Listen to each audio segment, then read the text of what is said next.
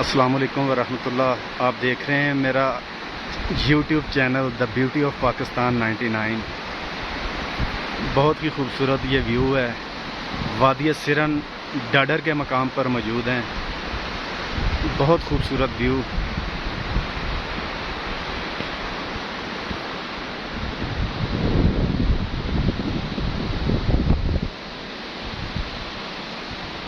आप भी कभी ज़िला मानसेरा शनक्यारी सिरन वैली की तरफ आपका आना हो तो इस जगह को ज़रूर विज़िट कीजिएगा। बहुत खूबसूरत जगह है। डडर का मकाम है। अगली साइड पे मेंटल हॉस्पिटल है। पहले किसी दौर में यहाँ पे टीबी हॉस्पिटल होता था।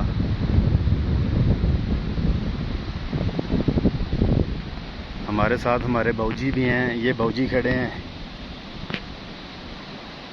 बाऊजी भी हमारे साथ बड़ी वफा करते हैं। अभी हम कोशिश करेंगे कि आपको नीचे की तरफ लेके जाएं। नीचे भी आपको कोई खूबसूरत व्यू दिखाएं। ये एक रस्सों से बना हुआ पुल है, लोहे के रस्सों से, लकड़ी का।